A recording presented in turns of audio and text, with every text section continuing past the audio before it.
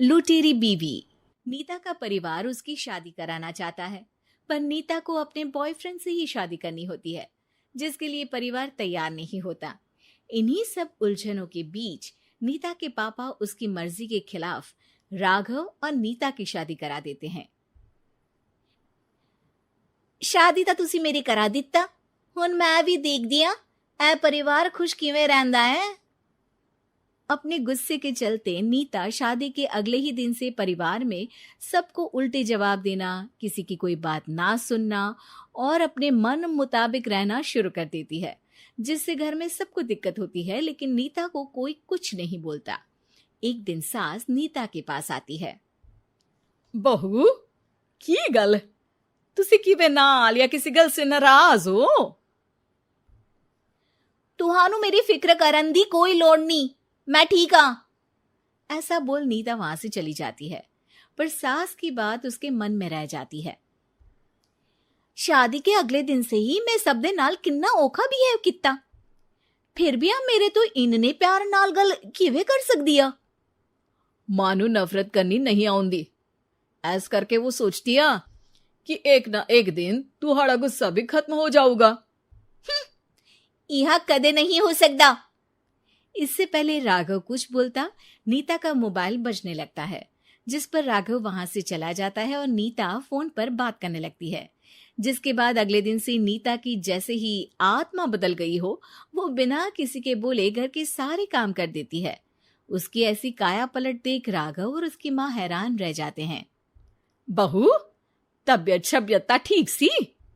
तबियत छड्डो मां, मैनू लगदा आ इसदा दिमाग हिल गया। ए तुसी दोनों की गल करी जांदे हो? मैं ठीक आ ते मेरा दिमाग भी।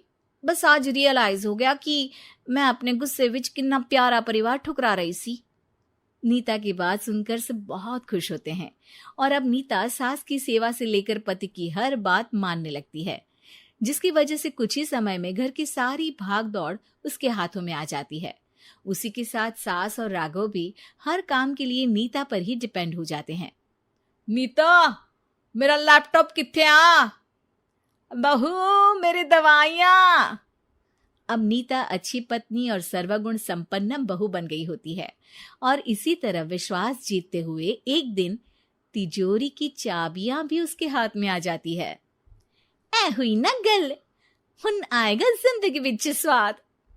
तिजोरी की चाबियां हाथ में आती ही नीता एक रात सास और पति के सोते ही सारे गहने और कैश लेकर घर छोड़ अपने बॉयफ्रेंड के पास चली जाती है।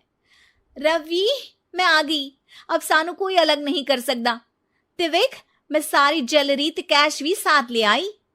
नीता की ये बात सुनकर रवि खुश हो जाता है और वो दोनों साथ रहने लगते हैं, जिसमें नीता पूरा समय काम करती है तो रवि उसके लाए पैसों पर ऐश करता रहता है। मैं तेरे तो प्यार कर दिया ता करके ससुराल छड़ाई, और एक तू आ जो पैसों दे आगे कुछ भी नहीं देखदा। ओ महारानी, अपने काम तो काम रख, मेरे ते जुबान लड़ान दी जरूरत नहीं, वरना इस घर तो बाहर कर देना है।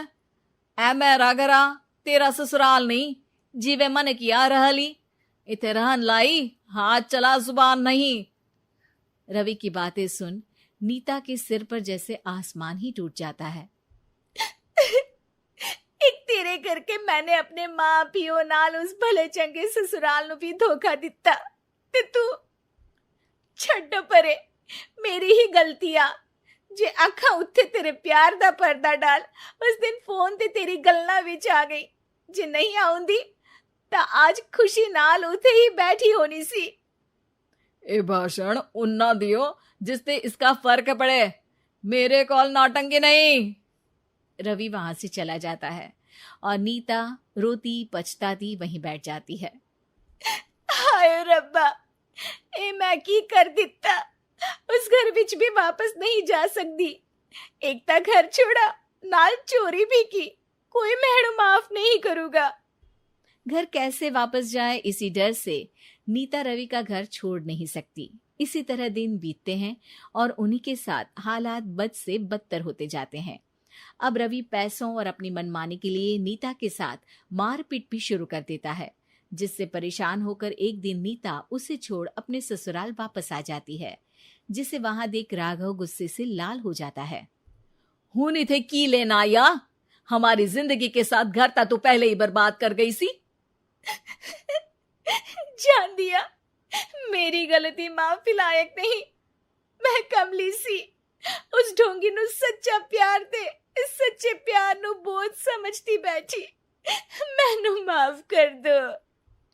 जे मेरी नू रानी समझ गई आ कि उस तो गलती हुई आ, फिर किस बात का रुसना मनाना? केड़ी नू रानी? रानी बोलन जोगा इसने केड़े झंडे गाड़ दिए? मां याद कर, तेरे घर विच चोरी कर बहू ते पत्नी सब रिश्ते तोड़ भाग गई सी।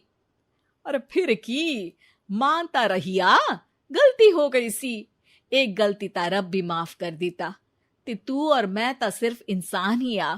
माफ कर दे, मैं बोल रही आ, ये दोबारा कदी कोई गलती नहीं करेगी।